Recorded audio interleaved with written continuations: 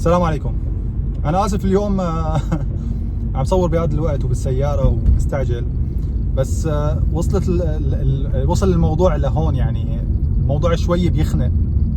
آسف، راح أحكي بهي الطريقة وبهذا التفكير، ممكن بشكل شوارعي زيادة، لكن والله يا أخوان من كتر الشكاوي اللي بتجي من قبل الناس اللي عم يشوهوا سمعة وسوق العقارات، بتواردني أفكار أني أنا أترك هذا المجال تماما وروح أشتغل أي شيء ثاني. أنت اليوم عم تشتري عقار، نيتك طيبة صافية، جواتك نظيف، رايد الخير، رايد تكبر أو تزيد استثمارك، رايد تحتفظ بالفلوس اللي عندك، رايد تاخذ الجنسية إلى آخره. لكن مع الأسف مش كل الناس اللي عم تعاملهم بنفس العقلية، أو مش كل الناس عم تعاملهم بنفس النية. الناس اللي شغالين في هذا المجال نسبة جيدة منهم مع الأسف ناس سيئين، ونسبة جيدة منهم ناس هدفها الأساسي مادي. كلاتنا عم نشتغل من شان المادة، لكن نية عن نية بتفرق. فقط هذا الأسبوع جاني شكوتين، أخت عايشة في أمريكا وأخ عايش في دولة عربية، والاثنين منصوب عليهم مبلغ محترم، يعني بقيمة 400,000 دولار أو 350. لما بيتصل عليك شخص وبيقول لك أنا تعاملت مع الشركة الفلانية وصار معي كذا وصار معي كذا، والآن فلوسي عندهم ومو راضيين يعطوني الطابة، أو حكوا لي المشروع ما استلموا، ما تم تسليمه، أو ما تم إنشاؤه، أو ما أخذوا تراخيص، كتبوا عقد أعطيتهم الفلوس اللي هي 350-400,000 دولار وللآن ما استلمت شيء. لما بتصلوا علي بحكوا معي هذا الكلام، والله بحس حالي مربط، مش عارف أعمل أي شيء. لأنه يا أخوان أنا مش رامبو، ومش رئيس جمهورية، ومش حاكم ولا والي، ولا ما بمتلك أي سلطة أقدر ساعد هي الناس غير في الاستشارة. هم طالبين، يعني متصلوا يتأملوا شيء، اعمل شيء، بس والله ما فيني فيد أي حدا غير بالمعلومات، وعم بقدر يعني عم بحاول قدر الإمكان فيهم بهاي المعلومات. لكن بعد ما يوقعوا بإيدين شخص سيء أو شركة سيئة، طلعانهم من هي الورطة بتكون شوي صعبة، ولازم يكون في خسائر. كلاتنا عندنا دروس بنتعلم فيها بالحياة، لكن دروس مثل هي واحد مثل ما بيقولوا شقى عمره كله حاطه بهي السلة وقاعد عم بيغامر فيها. فوالله يا اخوان شيء بيبكي. إلي رجاء خاص عنكم، اعتبروها رجاء، اعتبروها معزة، اعتبروها طلب، اللي حابين تعتبروه. هذا الفيديو انشروه على كل الجروبات، وقسما بالله العظيم انا على طريق سفر، قدامي شيء 2.5 ساعة طريق سفر. قسما بالله نيتي هي فقط ما حدا، او نقلل الضحايا اللي بيقعوا بفخ العقار، مش بس بتركيا، بكل مكان في العالم.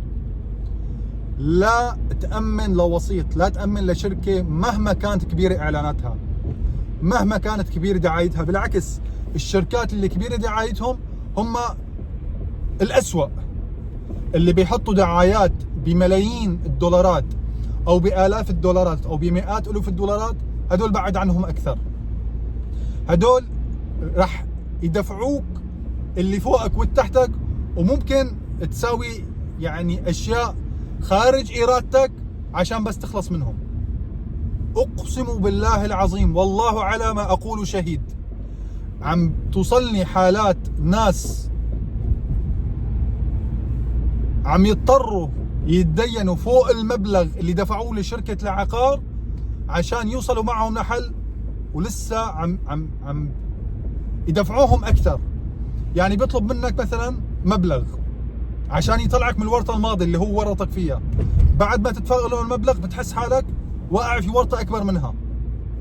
شركات العقار الكبيرة ما هي الحل الحل الوحيد أو الضمان إنك تستثمر أو تشتري أو تتعامل معهم.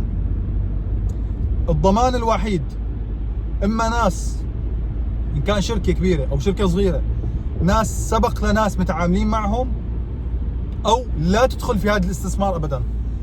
خلي فلوسك بالبنك او اشتري فيهم ذهب، وكل يوم اصرفهم على حالك، كلهم اشتري فيهم لحمه. مش هيك يا اخوان، والله مش هيك.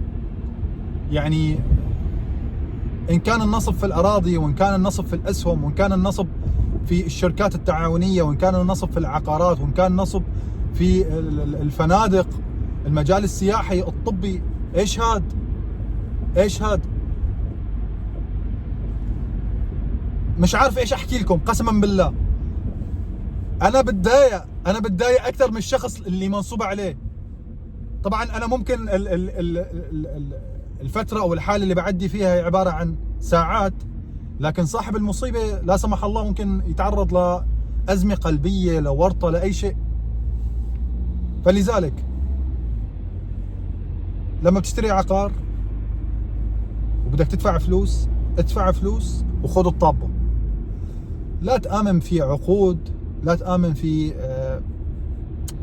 تصديق عن كاتب العدل. احلى شيء امبارح بيحكي لي واحد كاتب عقد في اللغه العربيه، قلت له ايش بيفيدك هذا؟ قال لي ما بعرف، هيك كتبوني عقد باللغه العربيه. يا حبيبي اسال، استفسر. السوشيال ميديا ادخل ابحث فيها آلاف الفيديوهات، آلاف المقالات على الجوجل. مالك عارف تشتغل، مالك عارف تشتري، ادخل ابحث، اتعلم طريقة الشراء. يعني الأخت اللي كلمتني اليوم بتقول لي أنا ما بعرف الإجراءات، الدولة لازم تحط محاميين. الدولة حاطة كل شيء على جوجل، لكن أنت ما دخلت وبحثت، ما عرفت الطريقة للشراء، ما عذبت حالك وما ضيعت من وقتك. لأنه في قسم جيد من الناس ما عنده طولة البال أو الصبر يدخل يبحث عن الإجراءات لشراء العقار، أو يبحث عن الشركات اللي تقييمها أو تعامل الناس معها جيد. أنا عارف مع الأسف هذا الفيديو ما حيوصل لقلة قليلة، راح يوصل لزباين هم أصلا متعاملين معنا، ما حيوصل لناس عم بتفكر تشتري جديد.